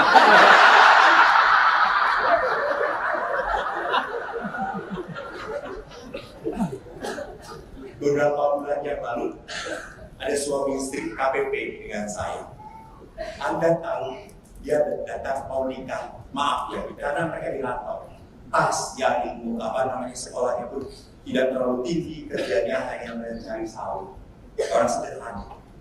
Lalu saya tanya, pada perempuannya, kalau KPP saya kesahkan, perempuannya duluan. Nah, kamu buru, kalau perempuan buru, sudah berapa lama kau ketemu calon kakak? 3 hari mas. 3 hari? Iya, dia baik sekali mas. Dia baik sekali. Semoga ramah. Ya iya. Tapi dia sangat sayang pesul dengan saya. Dia kalau nelfon bapak saya kemarin nelfon bapak saya pesul. Dia hormat sekali pesul. Terus kamu kan, ini beda gereja. Yang Katolik itu laki-laki. Yang perempuan ini biasanya kalau di sana laki perempuan, lakinya apa? Perempuan itu. Jadi laki-laki Katolik, perempuan itu jadi Katolik. Saya, kamu mau jadi Katolik? Ya, saya mau jadi Katolik. Demi cinta saya, Pastor. Wih, bahasa sinetron banget. Terus saya bilang, kamu betul sama saya? Sebetulnya sudah berapa lama kamu kenal dia? Selalu post Facebook. Lalu 3 hari yang lalu kita ketemuan, dan saya merasa cocok banget, Pastor. Saya merasa sayang banget. Oh iya. Dan kamu pindah gereja? Ya, Pastor. Saya jadi sedih demi hidup keluarga. Semangat. Dia orang baik. Baik. Nah, seandainya nanti suami kamu berubah jadi tukang marah, suka membentak, hobinya berjudi, ke kedai, minum tua, jarang pulang. Apa yang anda lakukan? Waduh, repot juga. Lalu bagaimana? Kalau dia begitu saya ceraikan saja, Pastor. Sebentar, di dalam gereja Katolik tidak ada yang cerai. Lalu dia berkata apa? Kalau begitu saya pindah agama lagi, Pastor. Ya, mengerti apa yang saya mau maksudkan? Bahwa seringkali karakter berubah di dalam pasangan membuat cintanya menjadi hilang. Jadi hati-hati, cinta manusia itu kan kadang-kadang presentasinya naik turun. Betul atau tidak? Betul. Wanita lihat kalau duitnya banyak dari suami, Papa. Tapi kalau pasangan, ngap kiri. Jadi lihat cinta kita sering kali up and down kalau melihat cinta itu dari perasaan. Karena perasaan itu naik turun. Bisa sedang seneng-senengnya banget, bisa sedang drop banget. Sampai lihat, jangankan melihat suami, ngedenger mobil atau motor suami aja udah langsung sakit perut. Si borokokok datang. Udah langsung menderita, baru mendengar. Apalagi menyapa dan seterusnya, menjadi berat. Jadi perubahan karakter pasangan itu pasti terjadi, pasti. Waktu pacaran semua dibelain. Mau ini, saya beliin. Mau itu, saya beliin. Tapi setelah menikah, ganti lampu. Pernah ibu-ibu, saya datang, dia sedang mengganti lampu. Dia cerita, Pastor, saya ganti lampu udah berkali-kali. Saya pernah, suami itu sedang baca koran. Saya ganti lampu. Terus suami langsung berkata, nih, terus. Dan dia tidak pernah menjaga setan kalau jatuh apa-apa. Jatuh. Jadi istri lebih super power daripada laki-laki. Banyak sekali istri yang mempertahankan suaminya. Ya toh, kalau istri ada suaminya dipandang dilirik oleh wanita lain, langsung istrinya apaan? Tapi kalau suami istrinya dilirik, terusin aja.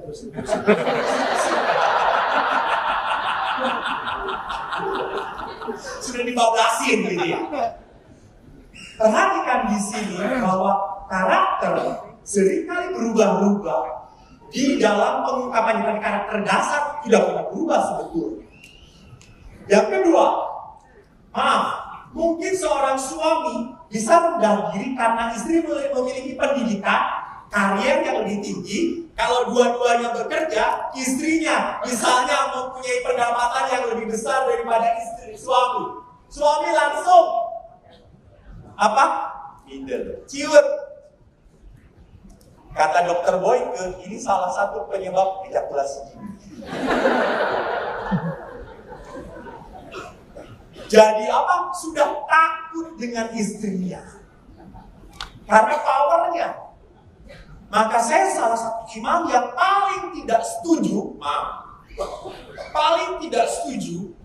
kalau mertua dari pihak istri memberi rumah kepada pasangan. Dari perempuan, ini rumah diberikan oleh orang tua pihak perempuan. Ini laki-laki mati kutu. Kalau berkelahi, istri akan berkata, rumah siapa? Langsung suami, iya. Gua ke pastoran aja.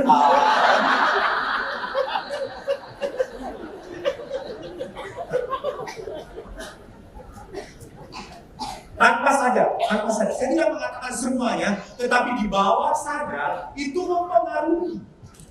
Di bawah sadar, nggak perlu ngomong pun, mungkin itu menjadi alam di bawah sadar yang membuat suami akan berpikir seperti itu. Maka saya selalu berpikir, rumah itu harus kalian berdua yang mengusahakan. Karena ini bentuk dari sebuah bangunan kasih. Yang ketiga, istri belum mengandung setelah menikah lebih dari 1 tahun. Ini pun bisa membuat goncang dari sebuah pernikahan. Dan yang terakhir, bertua. Sampai seorang pasangan suami istri pernah berkata kepada saya, Romo, siapa pasangan yang paling bahagia di dunia ini? Lalu saya berkata, Charles dan Lady Di tidak. Lalu siapa tidak? Lalu saya berkata, aku. Pastor, pasangan di dunia ini yang paling berbahagia adalah Adam dan Hawa. Kenapa? Karena mereka tidak punya mertua.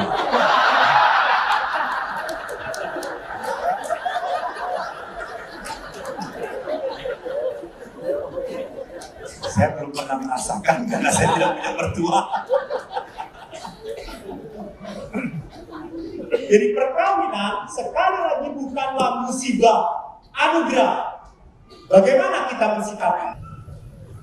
Jadi artinya keluarga Anda bisa bahagia dan terberkati bukan karena istri Anda berubah, bukan karena anak-anak Anda berubah, bukan karena pasangan berubah, tetapi keluarga kita bisa diberkati dan semakin diberkati kalau saya mau repot. Itu. Kalau saya mau peduli. Jadi memang untuk membangun sebuah keluarga yang baik, yang indah, I must do something. Kalau saya diam saja, ya nggak dapat apa-apa.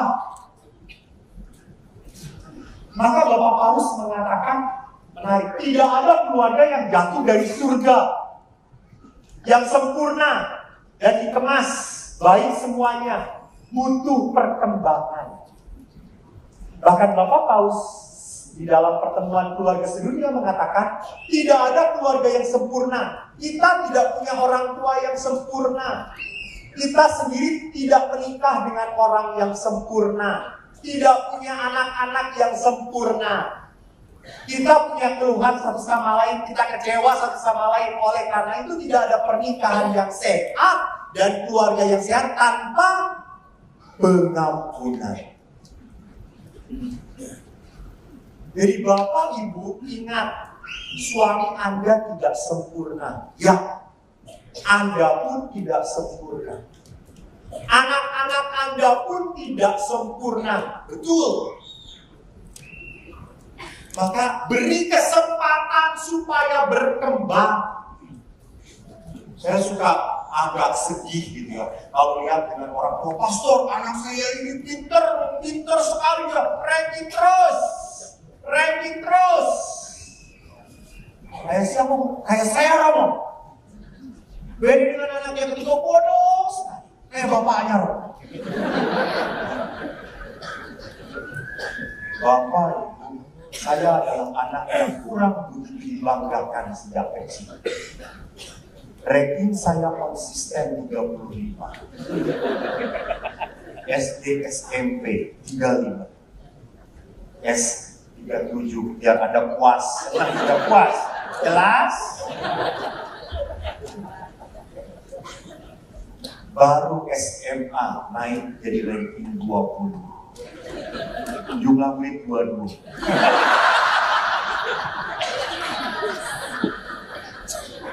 Dan ayah itu selalu, setiap ayah itu punya ambisi. Betul atau tidak? Kalau ayah punya ambisi, ingin anak SMA masuk jurusan apa?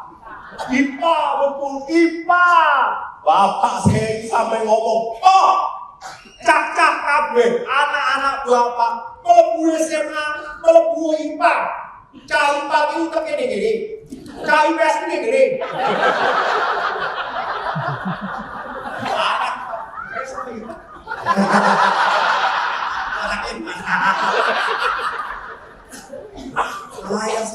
Anak IPA otak di sini, anak IPS di sini. Sampai akhirnya SMA Seminari Parto Yudani, saya masuk IPS. Dan saya mengatakan, Pak, anak bapak masuk IPS, otaknya didebul. Bapak tidak mau membahas. Dan saya jujur, saya sangat percaya otak saya didebul. Karena kalau saya sudah tidak bisa berpikir, saya berlutut berdoa kepada Tuhan.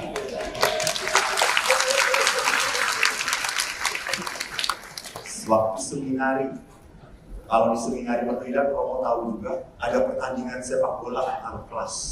Dan waktu saya kelas 1 masuk final, lawan kelas 3, adu final. Dan saya kiper. Waktu adu final di gol terakhir, kalau gol kami kalah, kalau nggak gol kami menang. Dan saya jaga gawang. Dan yang menendang adalah pemain terbaik dari seminari, orang Bali, Romo Nyoman sekarang. Itu kalau menendang kencang. Sampai teman-teman saya sudah berkata, sudah pokok, udah. Kodan gue kok. Dia bilang, tapi maaf, engkau anak tentara. Tidak bisa menyerang, saya jaga gawang. Dan rupanya kakak kelas itu menendang tanpa cinta kasih. Menendang sekencang-kencangnya dan persis kena kepala saya. Saya masuk ke gawang, bola keluar. Semua teman bersorak-sorai karena kami menang. Dan saya dibawa ke rumah karena muntah-muntah.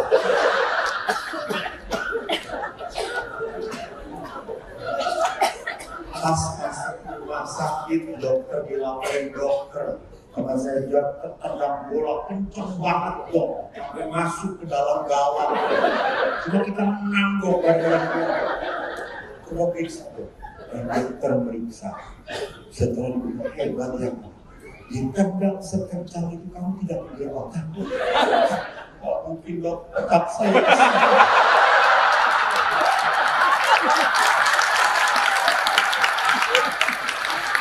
Ini Anda bersorak-sorai karena kebodohan saya.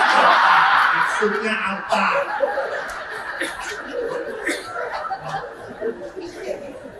Maka saya bersyukur kepada Tuhan saya bodoh karena kan di sini. Jadi kalau ditanya lama jawabnya.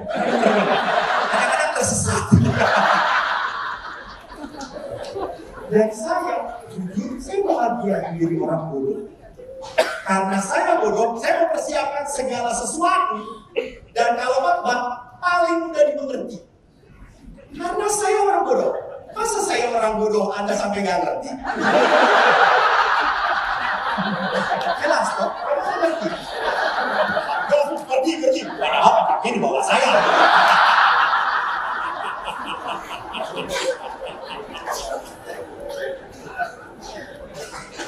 Jadi perhatikan, anak itu berkembang. Jangan selalu mengatakan, aduh, saya ini berkembang, beri kesempatan. Maka lihat di sini tadi di dalam di dalam KHK, di dalam surat Amoris Laetitia, Bapak Paus selalu mengingatkan perkembangan di dalam hidup bersama. Maka saya mau memperlihatkan apa yang ditulis oleh Bapak Paus tentang kasih. Oleh Bapak Paus dibahas, yang menulis adalah Paulus. Saya yakin kasih ini seringkali ditulis di dalam bacaan para siapa? Pernikahan. Saya tidak akan membahas semuanya. Yang saya ingin bahas karena waktu, kasih itu sabar. Sabar itu berarti apa? Orang tidak bertindak reaktif dan agresif. Jadi dia tidak langsung tersinggung, marah. Tersinggung, balas. Ini reaksi yang agresif dan reaktif. Orang harus mengerti bahwa seringkali orang menyebabkan marah. Ada sesuatu di dalam diri orang itu. Kasih itu ramah, menarik. Ramah itu artinya tidak suka membuat orang lain menderita. Kasih itu tidak berlaku kasar dalam kata-kata dan tindakan. Tidak banyak memikirkan keterbatasan orang lain. Orang yang mengasihi mampu mengucapkan kata-kata yang menyemangati, yang menghibur, yang menguatkan. Jadi di dalam kasih tidak suka melihat pasangannya menderita. Saya ingat sebuah peristiwa yang tidak pernah saya lupakan selama saya hidup sampai sekarang, yaitu peristiwa saya kecil. Ibu saya bidan, perawat. Ayah saya tentara angkatan udara. Di rumah kami tidak punya pembantu. Jadi ibu itu kalau kerja pakai baju putih, baju perawatnya, pulang ke rumah ganti baju perawat dengan daster batik yang sudah tipis-tipis dan transparan. Suek, suek, bokongnya, kabeh suek. Jadi sejak kecil saya sudah melihat dalaman. Dan pada suatu saat saya ingat ibu hamil adik nomor 3. Hamil besar. Adik nomor 2 menangis digendong di belakang. Pulang dari sekian TK, pulang adik sedang menangis karena mungkin sakit. Lalu ibu sambil masak, sambil membuat dia berhenti nangis, gendong-gendong begini. Bapak pulang kantor. Saya ingat sekali apa yang dilakukan Bapak. Ibu bawa ada bu berdalam bahasa Jawa, mentusik beng bocah mungkin menang. Lagi kayak masak, ibu keluar dulu. Ini sedang masak saya teruskan. Lalu dia, kamu nyapu-nyapu. Nanti kita sama-sama menyiapkan. Kita bereskan rumah bareng-bareng. Dan di situ saya melihat ayah tidak tega melihat istrinya repot sendirian. Jadi di tengah di dalam keluarga, bagaimana saya harus berani menggantikan tugas pasangan saya, mempermudah, penolong. Bukannya enak sendiri dan membiarkan pasangannya repot sendirian. Dan yang terakhir, kasih itu bersuka bersama orang lain. Saya di dalam kasih saya paling senang kalau melihat keluarga itu bisa rekreasi bareng, ketawa bersama. Saya ukurannya ini keluarga ideal atau tidak, bisa tertawa bareng-bareng atau tidak. Saya dengan para pastor di mana di rumah retret kita rekreasi sama-sama. Waduh, kita pernah ke Pangandaran. Omi itu punya rumah di Pangandaran di Bintang Timur ya, Bintang Laut. Kami menginap di Bintang Laut. Lalu kami lihat, kan laki-laki semua kan rekreasi kok laki-laki semua. Tidak ada keindahan sama sekali. Dan namanya para pastor kan suka jaga image toh. Lihatin aja. Saya bukan orang yang seperti itu. Saya pinjam papan seluncur. Kan di Pangandaran papan seluncur, saya pernah main kayak gitu. Lalu kok mungkin banyak rumah ketinggian. Aspret. Lalu karena melihat saya senang, yang lain jaga papan seluncur.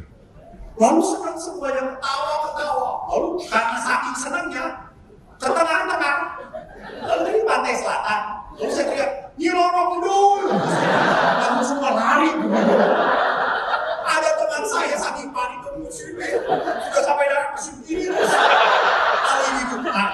yang hebat.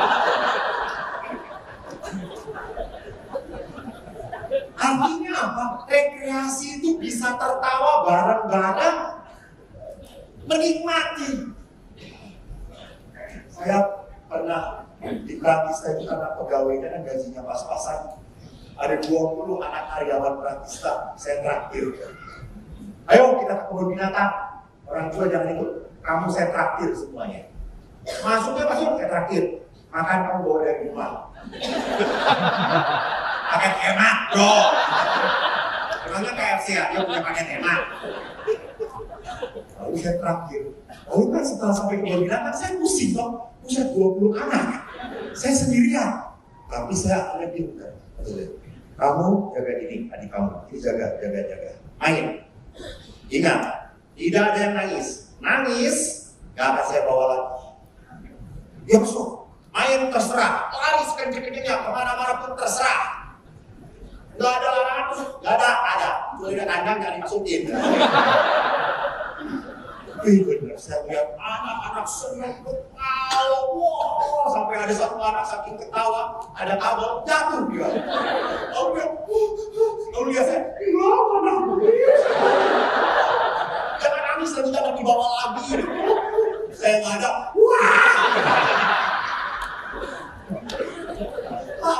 Jam 12 kan sudah siap.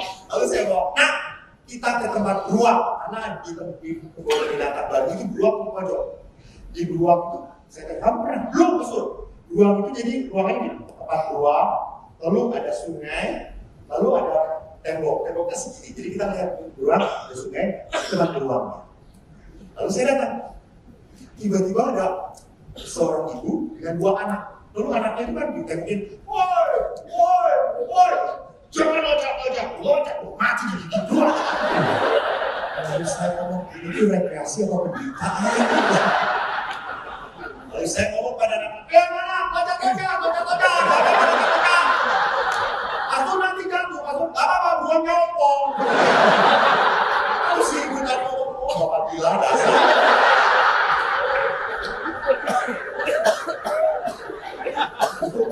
Saya hanya mau mengatakan, kalau rekreasi nggak banyak aturan. Ya atau tidak? Kalau mau menikmati. Kalau mau menikmati, mau ketawa bersama anak-anak, nikmatilah. Dan yang terakhir terus, ini yang terakhir benar. Oke, benar. Bapak Ibu, kasih itu menutupi segala sesuatu. Diam terhadap keburukan yang mungkin ada di dalam diri orang lain. Jadi saya tahu bahwa pasangan saya, suami saya punya keburukan. Ya betul. Istri saya punya kelemahan, betul. Tapi bukan untuk diumumkan, apalagi diberitakan di koran Kompas. Nggak perlu. Jangan pernah lupa, kenapa istri Anda jadi seperti itu? Karena suami. Betul atau tidak? Kenapa suami jadi seperti itu? Karena istri. Ada seorang istri, saya ingin ngomong, suami saya itu baik banget, nggak banyak ngomong, tenang sekali, nggak banyak protes. Saya berkata dalam hati, ini bukan nggak banyak ngomong, tapi tidak diberi kesempatan ngomong. Karena saya baru 5 menit dengan istrinya sudah tidak tahan. Saya berpikir ini suaminya hebat banget ya. Gue yang tahan. Terus. Betul. Suatu saat istrinya ini stroke dan gak bisa ngomong. Suaminya bahagia sekali. Karena semenjak saat itu suaminya bisa ngomong. Jadi lihat yang terjadi bahwa di dalam setiap keluarga pasti punya masalah. Pasti. Tidak ada keluarga yang ideal seperti yang dikatakan Bapak Paulus. Maka tadi dikatakan apa?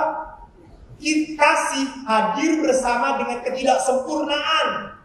Ia berani menanggung segala sesuatu dan tetap dia berhadapan dengan keterbatasan. Jadi di dalam perkawinan yang hebat, Bapak Paulus berkata apa? Bahwa kita setia dan tetap bertahan. Ini perkawinan. Bapak Ibu, kalau saya tanya, lihat apa di depan? Kiri, yang kiri. Yang kiri saya, lihat apa? Ya? Ya. Hampir semuanya berkata, saya lihat titik. Tidak ada yang mengatakan saya lihat papan putih. Padahal lebih besar mana titiknya atau papan putih. Mengerti Bapak Ibu? Istri Anda lemah, tidak baik, tapi lebih banyak kebaikannya. Buktinya tahan dengan Anda.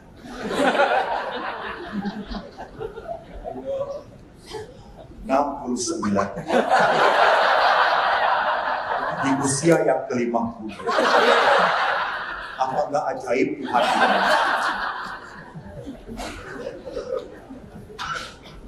Bapak Ibu yang terkasih, perkawinan itu lebih banyak anugerahnya, berkatnya daripada penderitaannya. Maka di saat Anda menderita, bertahanlah dan setialah. Tuhan memberkati.